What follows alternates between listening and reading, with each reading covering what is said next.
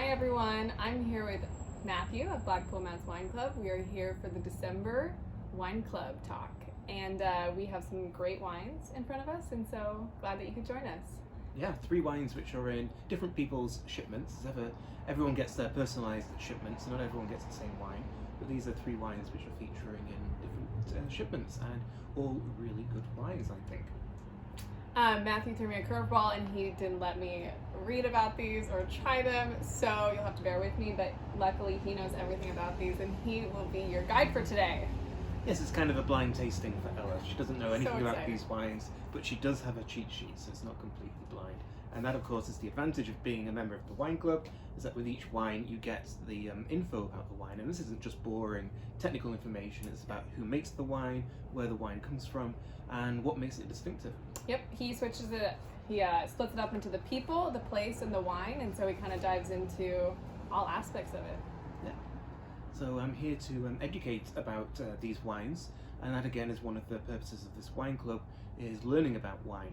And this is the focus of these 3 wines, is the more you know about wine, the more regions you know about, and the more different styles of wine you know about.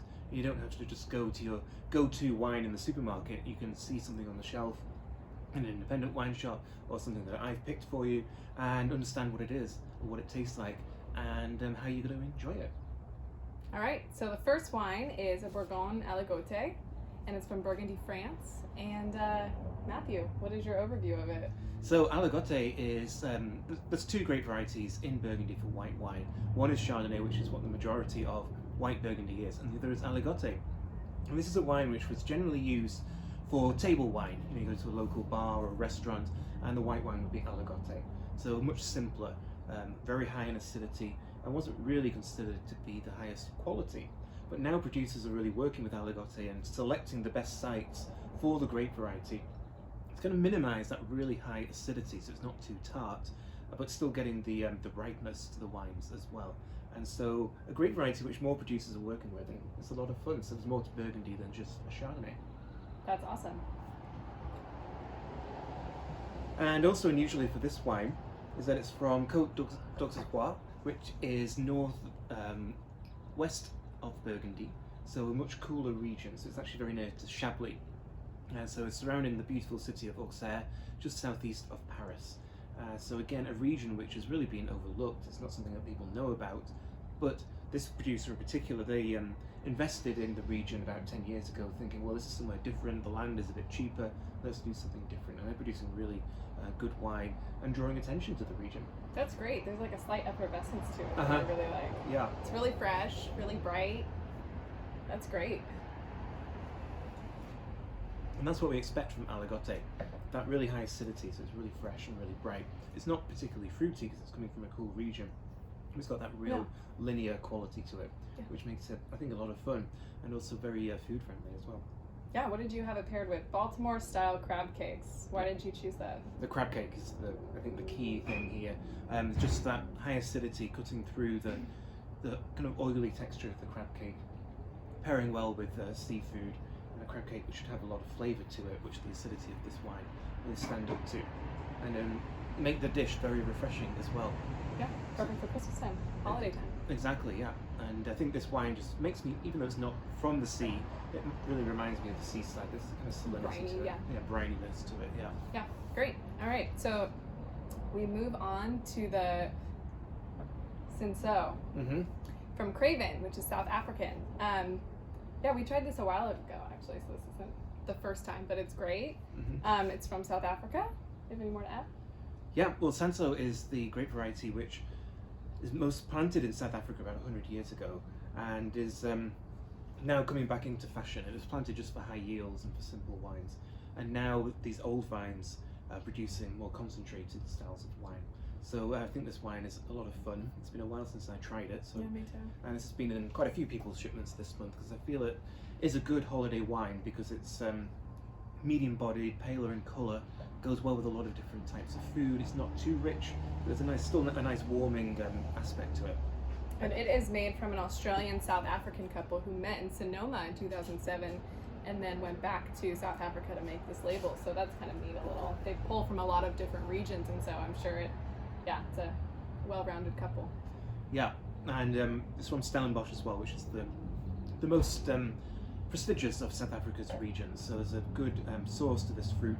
It's a warm climate but very cooling influence coming in from the ocean. And Stellenbosch is trapped by 3 mountains, which traps that cool air. And so that really gives a nice balance to the acidity, the tannins, and the alcohol, and the fruit as well. So how does this compare to a Cinsaut that's made in France? So it's very rare to find it in France on its own. It's usually a small part of a blend in the southern Rhone. And so it has red fruits and high acidity, often used for rosé as well. There's a little bit of Cinsaut here in California as well, similar style. And so it's a great variety which producers are experimenting with and thinking, hey, we can make different styles of wine here, and it doesn't just have to be part of the kind of formulaic southern Rhone blend. We can do something with this on its own. That's cool. That's awesome. Yeah. And it is at its best with old vines, which is what you'll find in South Africa. And also I wanted to select this wine because South Africa it's tough there right now because they've had a really difficult year with COVID. They've had periods of prohibition where no alcohol has been allowed to be sold at all. They've had exports of wine banned. So there's a massive glut of wine in South Africa because producers have not had the outlets to sell their wine. So it's important to support South Africa because the quality of wine is really high. It's a really interesting wine, really good producers, regions really getting an identity that you can really fix on. South Africa is not just a generic wine producing country. So I think it's important just to support these producers who have had a really tough year. Yeah, that is Blackpool Matt's Wine Club. Small producers that are just making the best wines in their regions. Yeah, and are working hard to do so as well. So we'll move on to the Etna Rosso. Yep. So we'll go to Etna, Sicily.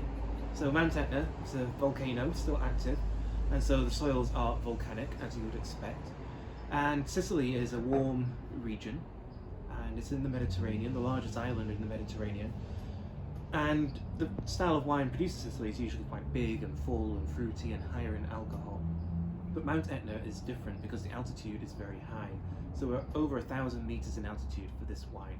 And so that gives a really strong cooling influence with diurnal temperature variation, cooler nights. We're still getting the ripeness from the daytime temperatures. And then the volcanic soils, making sure that the vines work hard so you're not getting an overripe style. And this one's made with a couple of varieties. Actually, just 2, and they're all indigenous to Sicily. Yeah, exactly. So Nerello Mascarese is the major grape. It's 95%, and this is considered the highest quality grape of the region. And then there's Nerello Cappuccio, which is only 5%, and that just adds a bit of colour to the wine. So that's generally not made on its own. Nerello Mascarese is the most important, and that's what makes Etna really fun. Is that usually they're working with indigenous varieties, both for red and for white wine. And so they're quite unique. Yeah. And this is the region, again, going back to this idea of discovering new regions to help you expand your knowledge of wine and always find something new and fun and exciting. This producer invested in Etna about 20 years ago and was one of the first to really drive quality and say, hey, we can make really good wine here. Because it's hard at 1,000 meters altitude with volcanic soils to make that high quality wine. You have to work hard. And the producer here is actually a US importer and decided that he wanted to have his own winery and look towards Etna as a region of great potential that could do something different from what we expect from Italian wine. That is awesome. On a volcanic island. Whew. Does it get any cooler? Exactly. And what's fun about this wine is a little bit different from other wines from southern Italy because it is a bit lighter. Alcohol's 13.5%, but it's still red fruits, high in acidity, and just nice gripping tannins without being too full and too fruity. A little spice? Mm-hmm. Yeah. So in these 3 wines, we've got really different wines. We've got Burgundy, South Africa, and Sicily. 3 regions which have different categories, different styles to them, which really challenge your perceptions of what you might think of those wines. And again, all good food wines and good holiday wines as well, because they have that acidity and the balance, and just to pair with different foods. Well, that's great. Yeah. So, thanks for joining. Yeah. If you're a member of my club, enjoy these wines. If you're not a member of the club, sign up to enjoy all these fantastic wines from all the regions of the world, which are all going to be food friendly and of course high quality. Yes. So cheers. Cheers. Oh.